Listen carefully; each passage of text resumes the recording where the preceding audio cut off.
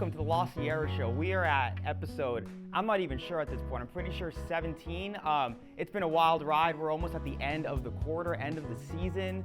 Hopefully you guys aren't too stressed about finals, but we're almost done. Spring break is almost here, and I hope you all have a lot of fun things planned. I have a week of just staying at home and doing nothing lined up for me, and I'm going to enjoy it the best I can. So anyway, enough about me. I'm here to introduce a couple of guests. So last week we had the chair of the art department, Terrell Thomas, to come sit down and speak with us a little bit about what he does over there in the coolest looking department on campus. And he shouted out a couple of students, and so we thought it might be a good idea to bring them on the show and have them sit down and talk with us as well. So today we have on our guest, Mariann Uriostegui. Yes, correct. And we also have Madison Marquez. Correct. Yes. This is my first time hearing their last name, so please excuse me. Anyway, they're giving me the thumbs up, so we're all good. So enough of my rambling. This is why we have our guests here, so they can carry the show. So without any further ado, please welcome my guests, Mariann and Madison. Dude, welcome on the show. Hi, thank you for Long time coming, finally. I know Mariann's been asking to be on the show since like season 1. Begging. So here we are. Begging Finally. Just honored to be here. You know, we see La Sierra Show. It's like you're famous. Well, it's an honor to have you. I hope you guys are gonna make us more famous. To be honest, I just by having your presence here. So thank you. So before we start, I want to just shout, make a little disclaimer. The viewers might notice a little bit of something on my shirt. So this started off as a nice thing. Madison was kind enough to offer to bring me a nice coffee from. Is this a special place you want to shout out? Yeah, shout out to Tweet Coffee here in Riverside. Yeah. It's a local coffee shop that's run by a really, really beautiful couple, and I just wanted you to have a nice drink. Awesome. Well, you did, and that was so lovely of you. And then I immediately flicked the cup onto my shirt and ruined the entire thing before we even started the interview. It's okay. Turning the thing into a mess. I probably should have given you a straw. No, that's okay. I do need that. I do need, like, a sippy cup probably would have been the safest solution. Yeah. But I appreciate the gesture, and it is really good coffee. So I'm glad you like it. Shout out, go and try that place out. Tweet Coffee. Tweet Coffee. Check it out. Yeah. So we brought you guys on because Terrell shouted you guys out last week. We love Terrell. Terrell's great. So why do you think he shouted you guys out? What do you guys do over there in the art department? What do you do, Maddie? What do I do? Oh, I don't know, a little bit of everything. Mm-hmm. We both work for the department, and Terrell's pretty much our boss there. Yes. A lot of event planning, communications. I help run the podcast that the art department has, the creative practice. I TA photography. Nice. And a lot of just whatever we need to get done around the department. Very cool. Very Yeah. cool. I also feel like we just love being up there, and I think our love for the art department shows through our community and like the way we interact with students there. And so I think Terrell loves the community we have up there, and we're just 2 out of the most amazing students I think on campus. So Dude. Agreed. I see you guys walking around over there with your style, with all your tote bags and stuff. You guys look cool, like a little club. It's pretty sick. So let's take it back to the beginning. Why don't we? So were you guys always like interested in art? Were you guys like the kids who were always drawing and stuff, or did that come at a later phase, or what happened there? I feel like I've always been had a crazy imagination, pretty creative. Even in Pathfinder, shout out David from the library. Shout out David Shout out Ramos. David. Yeah, I think he's actually the genesis of my creative. Your creative spark? Yeah. Really? Thank you. Wow. Executive producer Dave Ramos. Thank you. Wow. Wow. Incredible. No, but I think just I was in a lot of like clubs and stuff like that always promoted, coloring or hiking and all that kind of stuff. And I feel like I was always just very whimsical, I guess. And then I didn't even know art school was an option. Yeah. I started off as pre-med at Southern Adventist University. Oh, you're like a real student. Yeah, I was like a real student. Yeah, and then my mom was very disappointed to hear that I wanted to be an art major. Is that even crazy? So I did do the digital media and marketing route, which is in collaboration with ZSB and the art and design department. Yeah. So what made you finally decide to make that switch? What was the deciding factor? I think knowing deep down that I'm never going to become a doctor or a nurse, which is like, shout out everyone that's able to do that. You guys are insanely smart, and I have so much respect for you. But I knew that I wasn't going to be able to do that. And finding out that there is jobs out there for creatives just like us, and that you have a role here bringing people together, you have a role here administrating all these tasks for everyone, and that there is work out there if you look. So I think that was my push. Very cool. All right. And then what about you, Maddie? Did you come into school studying this right away, or how did that happen? Definitely not. I was a jock. I was Okay. on the volleyball team. Yo. I went to school. I was exercise science, pre-med. I did. What position did you play in volleyball? What do you think? Libero? Yeah. Dude, that's tough. Liberos are cool, man. I know, My we're sister so played cool. libero. Yeah, no, shout out volleyball team. But Shout out the volleyball team. yeah, I realized that school's hard. School Yeah. takes a lot, Yeah. and I was like, I don't plan on doing this as a career, so I had to reprioritize. I didn't have the capacity to do both. I know there are plenty of people who do, but yeah, it took me a while. I switched my major quite a bit, and it wasn't until my 3rd year of college that I took a photography class with Terrell just to fulfill an art credit. And I fell in love with it. Yeah. And he was like, why aren't you doing this? And I was like, well, because I didn't know I could. Yeah. I didn't know that I could be good at this. And I switched. I was digital media marketing for a quarter, and then I switched to just graphic design. I never looked back. That was your first experience with photography, that class? I've always been around photography. Okay. I'm a pastor's kid, so I grew up in church, and I've been a part of like ministry for my whole life, and I always gravitated towards like marketing and media, and you know, I want to help out the photographers, the designers, and everything. Right. But I always thought of myself as support, not the actual creative. Sure. Okay. So taking that class and seeing my work well received was the first time I'd ever seen that I could do it myself. Yeah. So that was the transition for me. That's interesting. Okay. Well, I mean, I'm gonna be honest. I'm surprised to hear that from both of you, that it wasn't like an immediate thing. Cause like, this year we just kind of started to get to know each other, and the impression I get, like, just from meeting you, is like you guys are very vital to the department over there, and which, of course, I mean, is true. But it's like to be embraced by that community so quickly that you guys are like relatively new too as well. So does that speak to how Terrell runs the art department and how that is, or what would you say that's due to? Yeah, absolutely. I think for me it was the first time at La Sierra. Yeah. Now, I started at La Sierra in 2020. So I saw the transition from online classes to back in person classes. Right. But it was the first time that I ever had a relationship with a professor that wasn't just like me coming to class and leaving. It was, how are you doing? What are your goals for the future? Where do you see yourself going? I believe in your talent. I believe in your capability. And that to me was so meaningful. And I could talk forever and ever about the value of a small university. Right. But that community that we have up there is fully because Terrell and the other leadership there believes that relationships are what create success. Yeah. And so that's how I felt embraced, and now I work really hard to try and create that for all of the rest of our students. That's really cool. Would you say about the same thing? Yeah, we have these things called fam nights, which is when we invite the art department and anyone on campus that wants to come. And that's where I was first introduced. I was introduced by Felipe and Kathleen. Okay. Kathleen graduated last year, and Felipe is graduating this quarter, I believe. And they brought me, and I was coming from Southern. We went to the fam night, and I met Terrell, and I was like, I think I'm going to transfer here. And he was like, you have to, you must. I don't even know who you are. And just being there and everyone being so nice, I was like, wow, this is like super kind. And I feel like that's what the department is, just kind, super kind.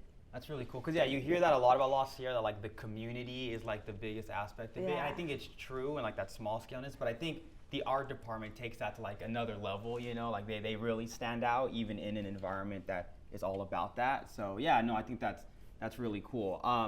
Something else I wanted to talk to you guys about, taking it back a little bit more again to your beginnings into this art thing. Something you mentioned, Mariann, was had that conversation with your parents about switching. Yeah. So how did that go? I'm sure it's something that a lot of people wanting to study art or who are studying art have to go through at some point in their lives, have to answer for themselves, So how did that go with you guys? What was your experience with that? My mom's an immigrant, so of course she had all these dreams, I guess, and there's these traditional ways to be successful in life.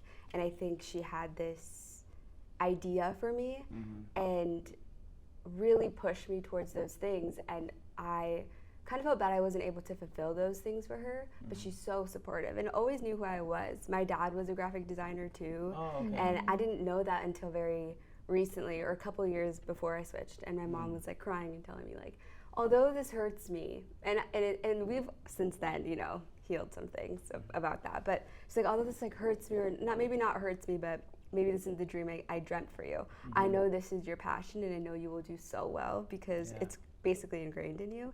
And so I think it was hard to open up the conversation, but knowing at the end of the day, parents will support you if you are 100%, this is what I want to do, this is my passion. Even if they don't, you will find a community and you'll find people who will support you. And I feel like the art department does a good job at fulfilling that role too for people who may not feel like super supported by their family.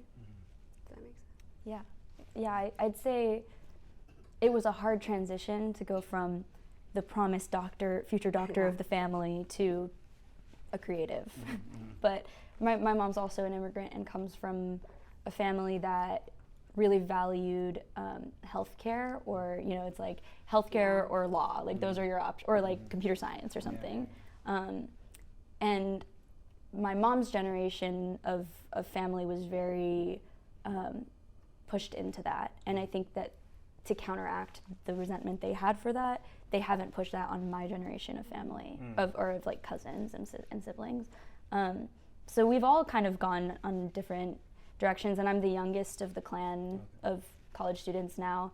And so I think by the time it got to me, I didn't have as much of the pressure of like my dream for you. I think for them, they just needed time to understand what exactly it is that I'm working towards. You say, oh, I'm doing graphic design, I'm studying graphic design, they're like, what does that mean? Like most people don't really know. And even as students, we have to figure out what that means for us, because there's so many sub-disciplines to that.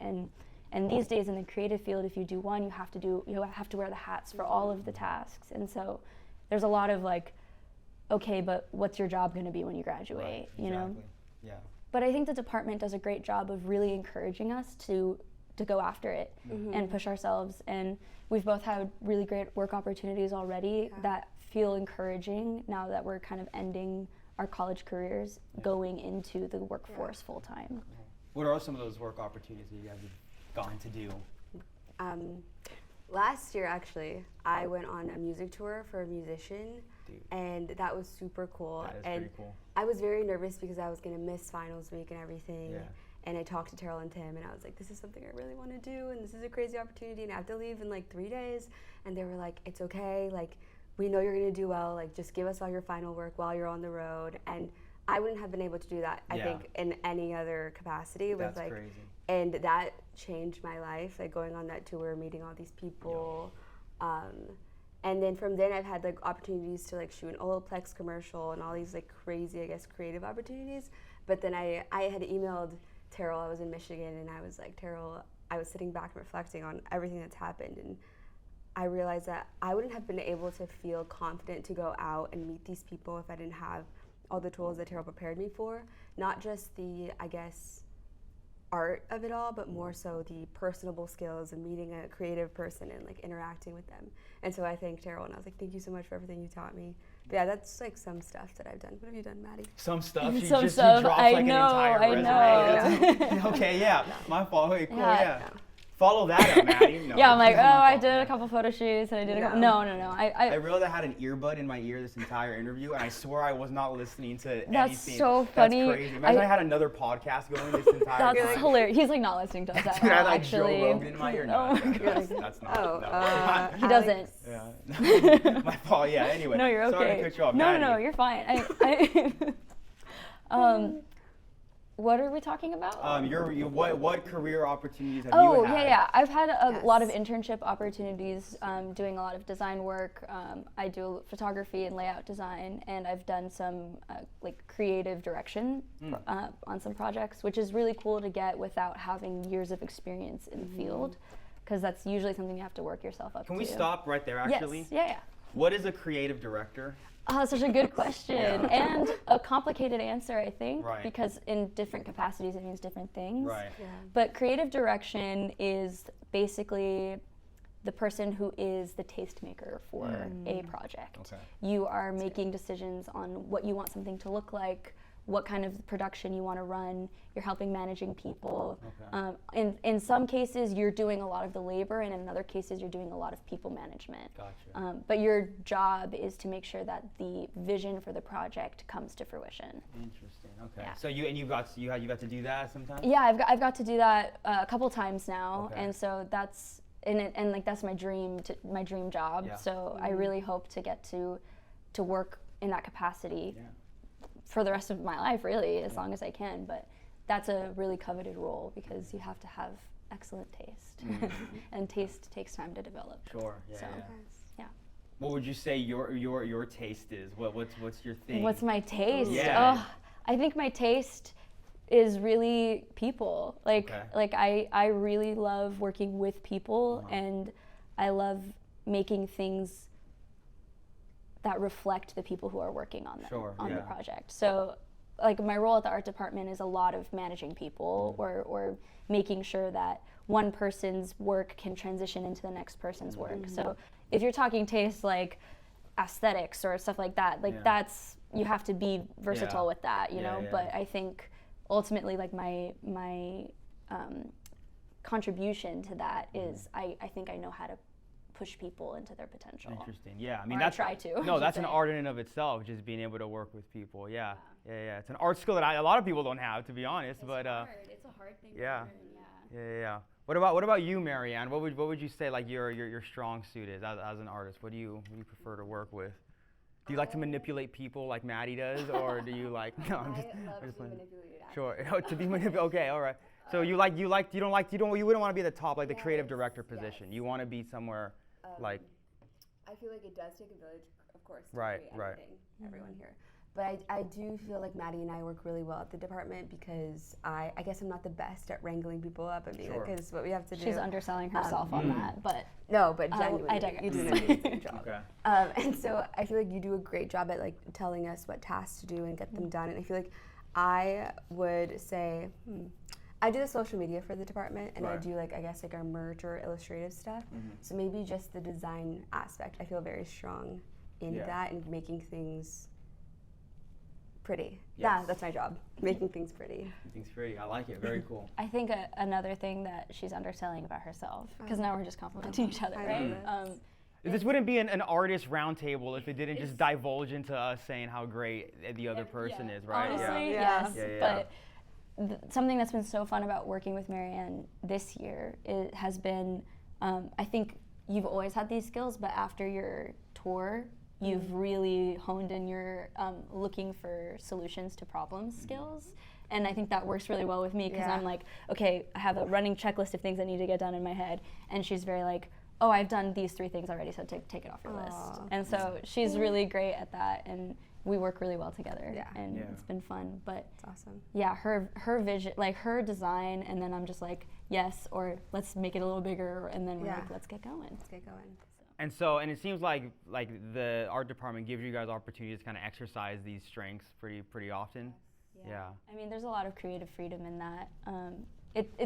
I think it's because Terrell really trusts us to do our best, and we want to do our best because we want to create this environment and this experience for everybody at the department. But yeah, there's a lot of creative freedom and a lot of freedom for us to come up with new ideas and try new things. Yeah, absolutely. Speaking of creative freedom, tying it back to like our Adventist world that we're a part of, I think you know where I'm going, right? Like, trying to be an artist and I guess creatively free or whatever, lack of a better term, and also trying to, adhere to Adventist or Christian values, especially when different people in your life might perceive those values differently than you, can always be tricky, right? Especially when you're just trying to express yourself and your views as an artist. So I know personally, as a filmmaker myself, whatever, I run into those, issues or like internally, and externally with having to show my work to like family members and getting different reactions to them based on just what they agree with and what they don't, So how's your guys' experience been like that as artists growing up in an Adventist world or a Christian world, It's kind of a hot topic, but I'm curious. Have something to, or do you can go first if you have it. I have a response for this. Sure, as a pastor's kid. As a pastor's kid. And I am fully an artist and I am fully a Christian, so I'll say that. I have I'm getting my phone call, sorry. Oh no, that's okay. Dude, what happened to I'm here not on the that street. popular. I'm not. Before we started, she's like. It's an unknown call, okay, so. dude, whatever. Sure, anyways, sorry to, at least you didn't break your streak. No, you're okay. If you didn't break the streak, that's all right, yeah. Okay, so I am fully an artist and I'm fully Christian. And there's this concept in the creative field about what art versus design is. And I'm obsessed with it because it answered a lot of questions that I had about myself and my own practice. But there's this idea that art is about posing questions and design is about creating solutions to problems. And there's a space where they overlap, you know, Venn diagram. And that's where I like to try and exist. And I think that when you talk about religion and organized religion, denominational religion, people are really scared of questions because then you have to have a lot of knowledge to defend your belief. And faith is a big part of religion. So ultimately, we're never going to have all of the answers to all of the questions about good and evil and the existence of God and the nature of God. We can only extrapolate from what we choose to believe is an authority on it, like the Bible. Or if you don't believe in that, the Quran, the Torah, whatever you choose to be your sacred text. And so I think that people would rather be defensive and against questions than to pursue the knowledge that they would need to be open to questions. And I think that art, because it's so much about asking questions and I think the themes in art, especially in TV and film, which I'm sure you can relate to this, is about asking hard questions and making you feel a little uncomfortable. And that's the beauty of art, because then it makes you think and introspect, and it makes you have to like. Right, exactly. Because they're not necessarily going to also provide the answer. Correct. Yeah, because that's not the point. The point is not answers; it's the question. And so I think that that's where the dissonance between religion and art can happen sometimes, especially in a religion like Adventism that has quite a distinct set of beliefs and values, and can be very hesitant to leniency in that. So I think that the balance is in, okay, I'm going to ask questions, and you have to have enough knowledge to know how to defend it without being mad if I choose not to believe. So that's my answer. Wow. No, that's great. No, and I'll just say, I mean, and it's ironic that that there seems to be like that conflict between how art wants to ask questions and religion doesn't seem, when, like you said earlier, anyone who fully understands Christianity and faith will accept the fact that there are questions that will have no answers, which goes hand in hand with art. So ultimately they do support each other, you know, if you really, but it just requires a level of acceptance that can be kind of scary or kind of hard to reconcile with, for sure. Yeah. Absolutely. I could keep going. Yeah, no, me too. It's hard. No, I love that. I honestly am at a loss for words because she's so smart. Oh my gosh, I just am fascinated. That's right. Well, have you had like any like times where like you've wanted to, I don't know, create something or whatever, you've like maybe second guessed it or taken a second thought before you've dived full head first into that work of art because of like, you know, societal or religious pressures or things like that?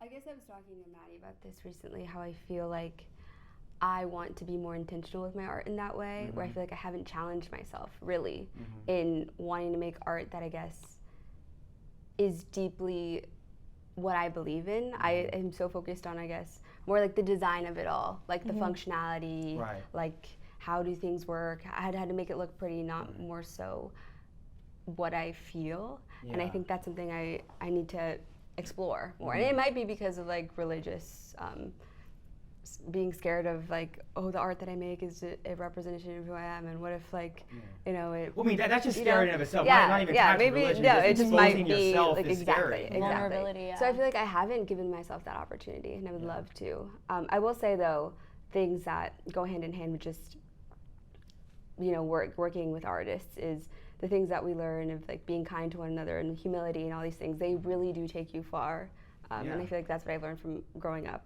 How my mom raised me. Risen. Rosen. He is risen. He is risen. It's almost Easter. Next month. How my mom raised me. Roseanne. Yeah. Roseanne Barr. Roseanne. You guys know familiar with it? No, No. yeah, we're not going to bring up Roseanne Barr. I don't know what that is. Not good.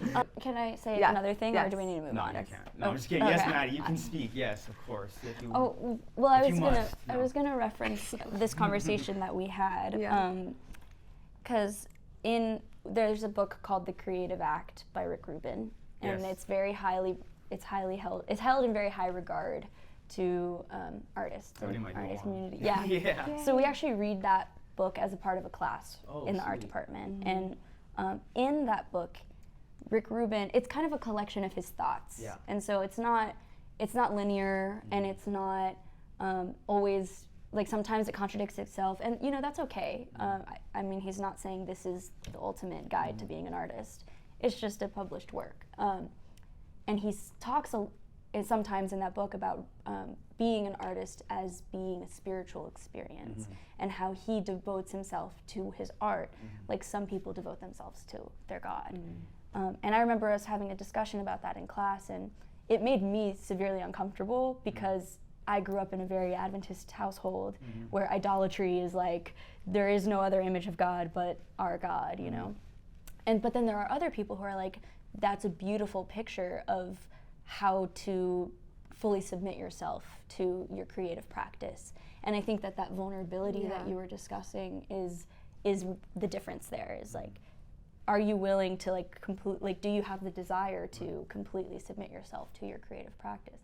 And some people don't, and that doesn't make them any less of an artist. Right. I mean, that kind of brings to something very topical like AI, right? It's like the idea of, will AI be replacing artists? And I genuinely don't believe so, and it's because of that, because art isn't just the craft side of it, there's also that personal side. It's the combination of those two, right? And so AI might be able to get the craft down, but it can never replicate the personal side, because that is truly unique to every individual person. And so I mean, just that to me, that's what makes art, right? It is that human side combined with the technical know-how that an artist might learn over time. But anyway, what do you guys think about AI? We just talked about it in a class that we had together. Yes. So what are your thoughts about it? I mean, we did discuss a lot about it. Yeah. I think AI is a very interesting topic for everyone. It is the bane of some people's existence, and it is everything to some people. Cannot function without it. I loved your talk on AI. If you want to talk about that, actually, just start. Sure. Yeah. We had just to contextualize this class that we're referencing.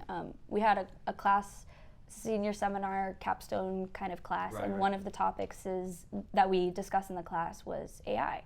And we were offered the opportunity to either do a project that incorporated AI, or do a non-AI project, but you had to research your why you choose not to use AI. And so I did the non-AI version, and a lot of it for me is, I just think that the cognitive function of humanity can't afford any more hits. We cannot get any dumber. We just need to value that.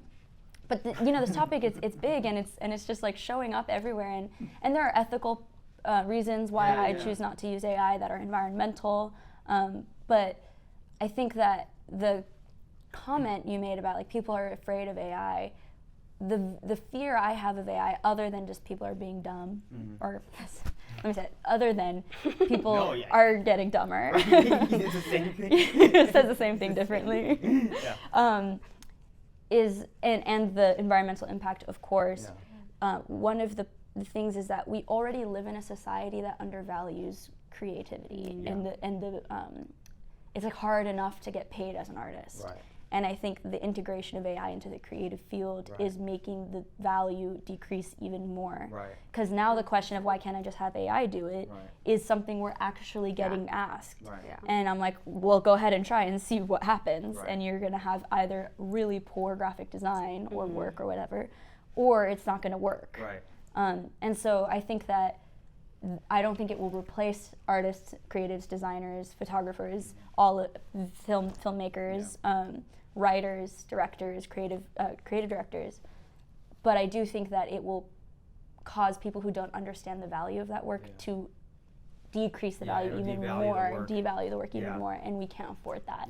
So absolutely. That's my response on it. And I feel like design was made to be different, for things to have their own niches and to look different. And what I'm not afraid of is AI will make the same design, the same thing, the same look. It all looks you can see when something's AI. If your mom sends you a reel of these babies walking and you're so cute, Mom, that's AI. Obviously. And so I'm not afraid that everything will end up looking the same, which is scary. If people choose to not work with artists anymore, all the posters will look the same, all the icons will look the same. And for that project, I redid logos that were made with AI and made them completely different. And I better. think, yes, and better, actually, ultimately better. And that's what Maddie was saying, what the artist brings is the background, the advertising, the marketing aspect, not just, oh, here's your pigeon on a motorcycle. Yeah. Well, no, yeah, that's true. Please do that. Please draw that. If you, I would love to see the human version of that, the human drawn version of that. Yeah. But no, I think that's actually a great point of like it being devalued, like what art, like I think like the most like cancerous term to like just all art, like music, whatever, is content, because you hear like it all gets put under that umbrella. So like an entire like feature film, for example, is put under the same term as like a TikTok, right? And it's all just content, and it's all considered under the same thing. And it's like it's not the same thing. For anyone who like is spending time working on these things or knows anything about it, they know like those are very different projects, different levels of work, blah blah blah.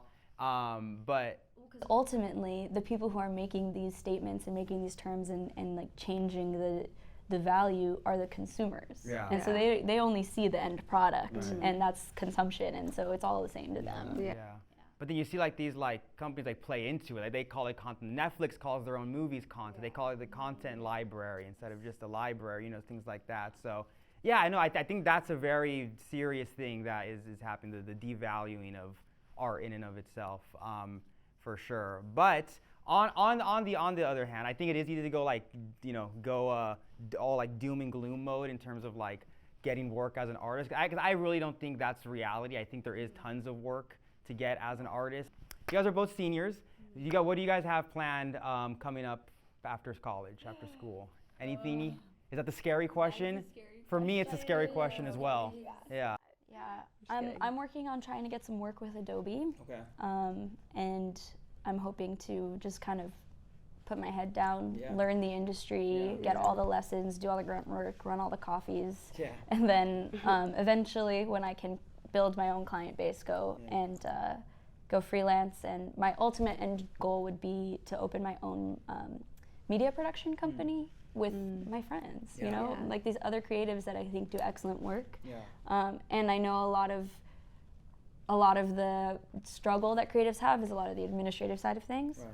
That's my strong suit. Yeah. So I basically want to just have a community of creatives that I can work with forever, to do projects forever, and I think everything from like a trailer, a video, to actual like visual marketing media, and then even to like production of products. Like product production would be cool. So that's the goal for the future. Well, it's cool. I mean, so you seem like you're learning. You're in a place right now where you're getting a lot of experience being around a place with a strong community. So I guess you can bring that into wherever you go in the future. That's really cool. So that's the goal. Yeah, that'd be great. I trust you. I think you'll be all right. What about you, Mariann? What would be your dream after college then? Happiness, really. Contentment is the mountain point. But I do think that ultimately it would be to work for a media company, like for an agency, and just create design work for people, be a creative director. That is the dream. That is the end goal for most creatives.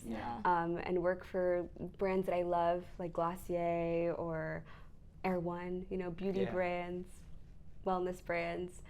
That's the dream. And to get there would be obviously working in an internship or an agency, and then getting work from there. I know we have a mutual, or your cousin, and like a mutual like role model. She's amazing, Emily. She went to CBU, and she's now doing work for Brightland and all these like Brightland, Curie. She has all kinds of clients that she works with. Amazing person, and I just feel like that route is like my dream, honestly. Very cool. Very cool. Dude, what a great answer, see? Yeah, not bad. All right, so we have a few questions that we like to ask all our guests. Lost Sierra related questions, school related stuff. But have you guys had a professor or like a mentor figure, like since you guys have been here, that was impactful to you, or stood out? I wonder who. Yeah, right, yeah. I might have mentioned the name a couple times. Terrell Thomas. Terrell Thomas, for sure. Terrell. Yeah, I'd say Terrell has been a mentor, and also just a major place of forgiveness. Yeah. Forgiveness? Fully transparent. Like, we've both had a non-traditional college path, and there have been times where we've not performed to our full potential, and Terrell has always been very encouraging and forgiving and welcoming to us being back, and now, you know, like, look where we are now. Yeah. So big shout out to Terrell for that. Yeah, Terrell, he's the best. He's like the father of the art department. Father art department. Yeah, I mean, for real. I mean, it's pretty cool. Yeah, I know. I got like his when I brought him on. I like said how long he'd been working here, and I was off by like 5 years or whatever, because like the website was. I was like, not updated. yeah. But all right, that's a good answer. So my last thing I want to ask you guys before I let you all out of here. You guys, this being your last year, and you guys are on your way out. Any advice you want to give to the underclassmen, you know, as they make their way through La Sierra? How much time do you have? No, dude, we can go as long as you need. I'm gonna be. I'll have fun here in my spinny chair while you guys think. Yeah. I have some. I would say this is not summer camp. When I first came to La Sierra, I was like, this is amazing. I have a dorm. I get to live with my best friend. Like, this is summer camp. Yeah. It's super fun, and it's great. You have freedom. You get to explore things. But I think it is very important. All of those classes are important. Freshman seminar seems like it's not that important. It actually is. Design fundamentals. All of these classes that seem like so much work and so irrelevant. Even lifetime fitness. I had to retake lifetime fitness 3 times with Catherine Hendon. Me too. With Catherine Hendon. 3 times? 3 times. Because I just refused to do the Wiley, or what is it? The homework? Whatever it's called. Terrible. I don't even remember what it's called. It's not summer camp. And I could have gotten that done so long ago. And I feel like just remembering to have fun, but also that ultimate, you're at school. You're at school. And yeah. This is to set up the rest of your life, right? Yeah, yeah, a little bit, yeah. It is, and I regret not taking it seriously earlier. That's my truth. But did you have fun? Oh, I had so much fun. That's all that matters. Do it again. Well, I was just about to say, fun is not all that matters. No, I was exaggerating, hyperbole. Yes. I have so many things, and I'm going to try and keep it short because I can talk and talk and talk. But I completely agree. Like, take your time here seriously. It doesn't last forever. You're paying a lot of money to be here. Yeah. And when you start paying those student loans post-grad, you're going to be thinking about all the time you wasted. Do things the hard way because it's teaching you a lesson on how to do things more efficiently in the future. Yeah. I say that for sure, especially with art classes.